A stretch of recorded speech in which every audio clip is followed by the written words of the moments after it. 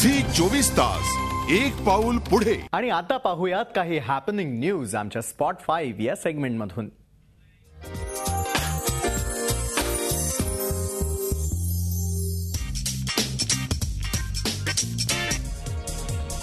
सध्या सगळ्यांचंच लक्ष लागून राहिलंय ते प्रतिष्ठेचा मानल्या जाणाऱ्या ऑस्कर पुरस्कार सोहळ्याकडे. लाईफ ऑफ पाय या सिनेमाला या सोहळ्यात सर्वाधिक जास्त नामांकनं मिळाली आहेत. त्यामुळे या सिनेमाची टीम ऑस्करमध्ये आपल्या सिनेमाचं प्रतिनिधित्व करताना दिसेल.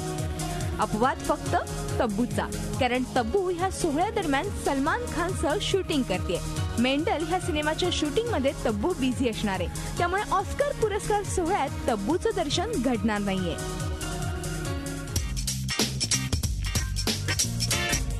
सोनम कपूर आता वकील झालीये.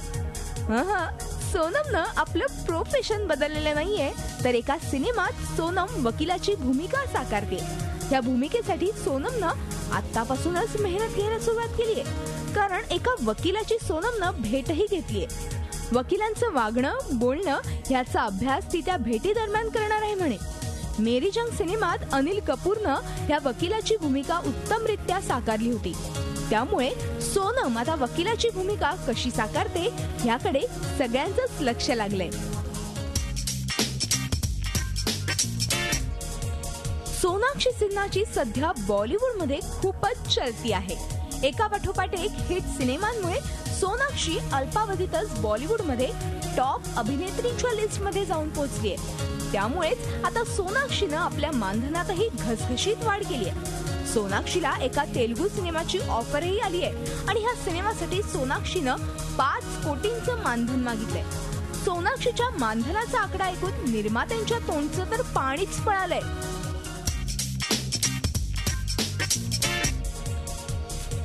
सध्या सगळ्यांनाच वेध लागले ते व्हॅलेंटाईन डेचे, आणि फिल्म स्टार्सही ह्याला अपवाद नाहीत.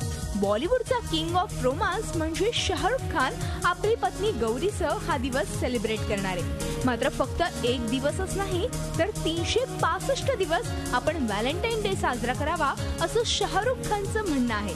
तर रणबीर कपूर आणि कतरिना कैफनेही या दिवशी शूटिंग मधून ब्रेक घेण्याचं ठरवलंय. So love is in the air.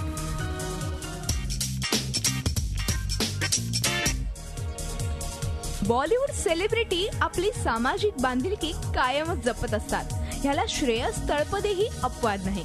नुकताच एका महाविद्यालयात अंध मुलांचा अनोखा कार्यक्रम पार पडला.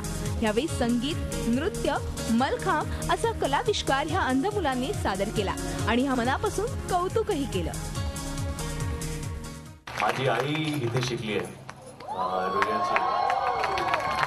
आणि आज साधारण एक 13 वर्षानंतर मी इकडे आलोय. मी 18 डिसेंबर 2000 मध्ये मी पहिल्यांदा रुईयामध्ये आलो होतो आणि त्यानंतर आज so it's been a long wait for me to get back here, but I am extremely happy to be here. एकच गोष्ट जी जाणवली ती सांगावीशी वाटते की तुम्ही सगळे